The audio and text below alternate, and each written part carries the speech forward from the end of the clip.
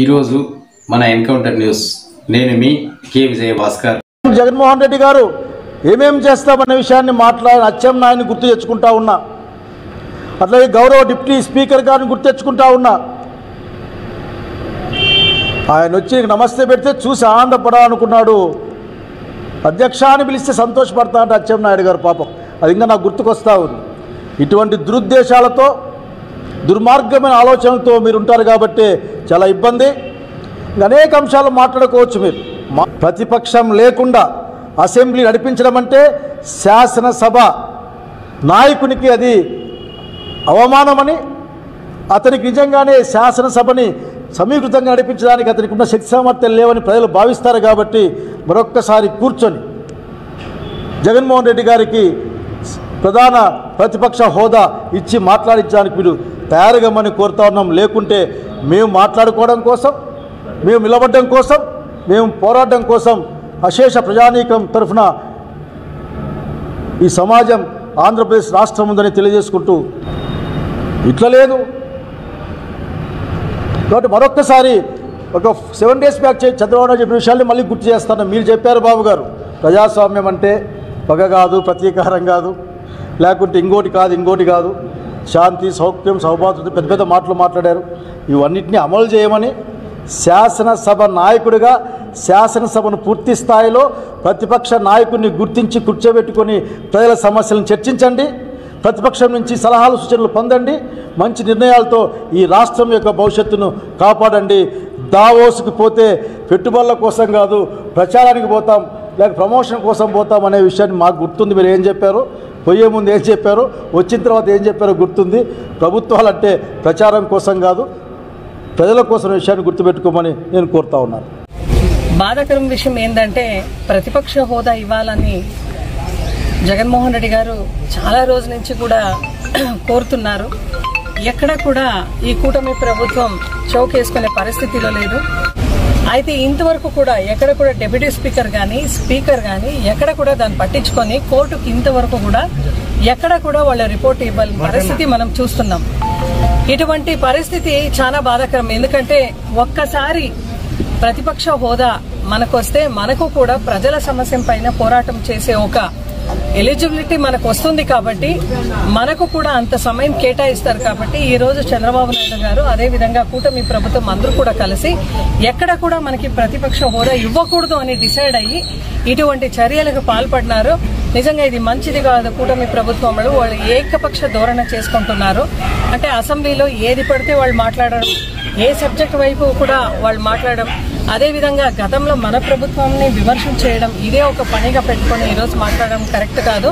జగన్మోహన్ రెడ్డి గారికి ప్రతిపక్ష హోదా ఇస్తే ప్రజల తరపున పోరాడతాడు, ప్రజల సమస్య పైన ఆయన గలం వినిపిస్తాడని ఈరోజు వైఎస్ఆర్సీపీ పార్టీకి ఎక్కడ కూడా ఇవ్వకూడదు అని వాళ్ళు డిసైడ్ అయ్యి చేస్తా ఉండేది చాలా బాధాకరం.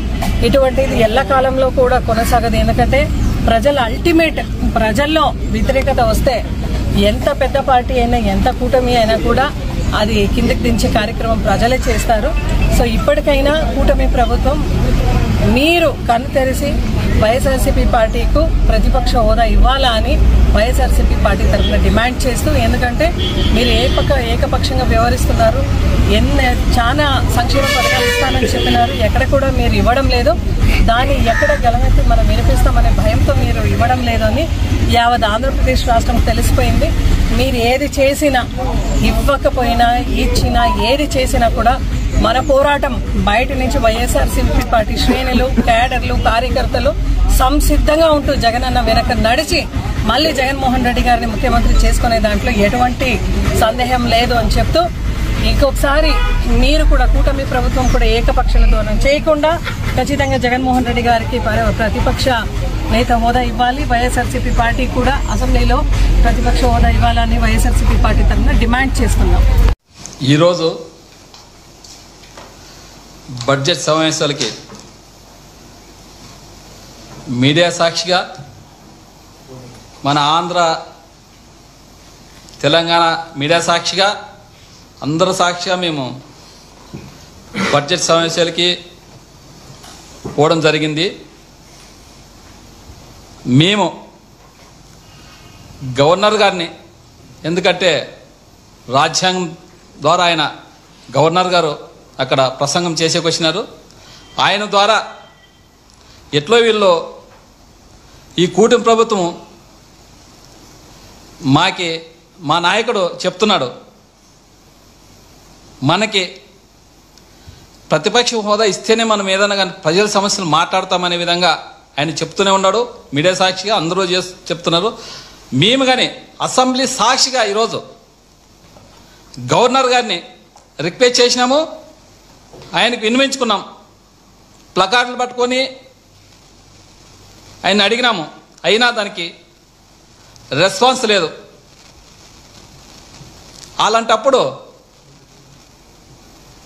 అసెంబ్లీకి పోయి మేము ఏం మాట్లాడగలం?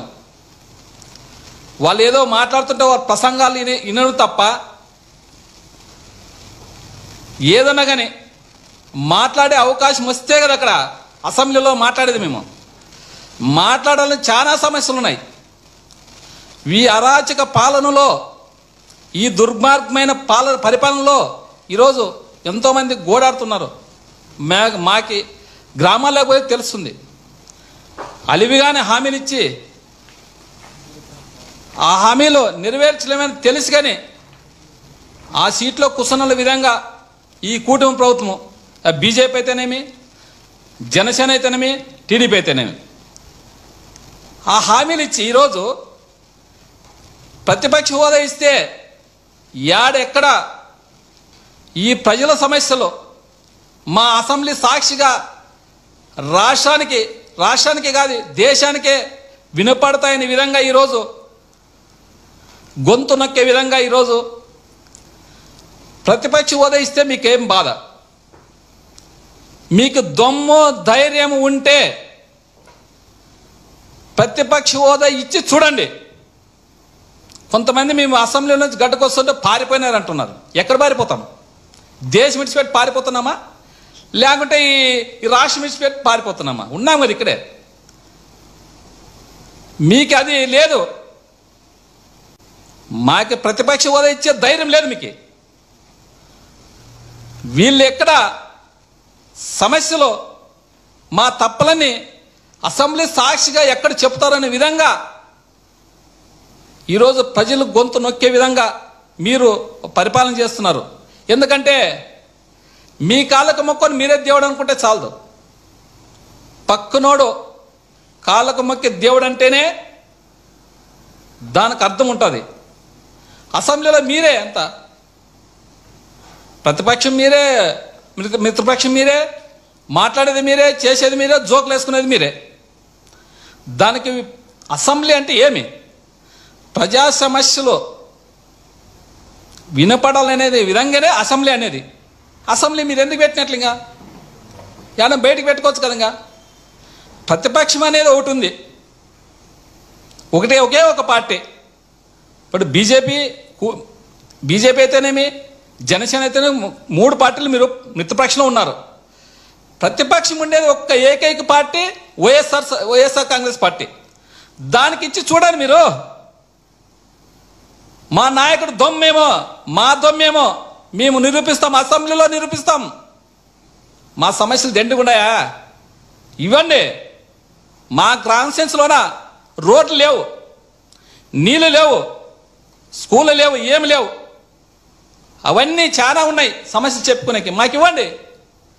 ఎందుకని మీరు ఎందుకు భయం? మీకే ఎందుకు భయపడుతున్నారు మీరు? ఇచ్చి చూడండి ఒకసారి. ప్రతిపక్ష హోదా ఇచ్చి చూడండి. అసెంబ్లీ ఎట్లట్లు నడదో చూస్తాం. అప్పుడు దానికి ధీటుగా ఉంటుంది. ప్రతిపక్షం హోదా ఇస్తే ప్రతిపక్ష 11 మంది కానిలే, 11 మంది మేము మాట్లాడతాం కదా. అప్పుడు ప్రతిపక్ష హోదా ఇవ్వండి. మేము మాట్లాడుకుంటే అప్పుడు పారిపోతే మమ్మల్ని మీరు అనొచ్చు, పారిపోయినారు ఆ రోజులని, పారిపోయినారని. మేము పారిపోలే. అటు జీవోత్సవంలో మనుషులు ఉన్నాయి, చీరలో కూర్చొని ఏం చేయాల?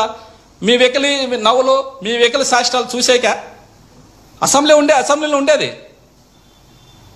దేవాలయం. అసెంబ్లీ అంటే దేవాలయం లాంటిది. అలాంటిది ఎంతో పవిత్రంగా భావిస్తారు అసెంబ్లీని. అలాంటిది ఈరోజు మీరు అపసహ్యం చేస్తున్నారు. ఎవరికి వచ్చినట్లు వాళ్ళు మాట్లాడుతున్నారు. మాట్లాడేది పద్ధతి కాదు. ప్రజా సమస్యలు మీరు అలివిగైన హామీలు ఇచ్చినారు, సూపర్ 6 ఇచ్చినారు, ఒక్క హామీగా నెరవేర్చలేదు.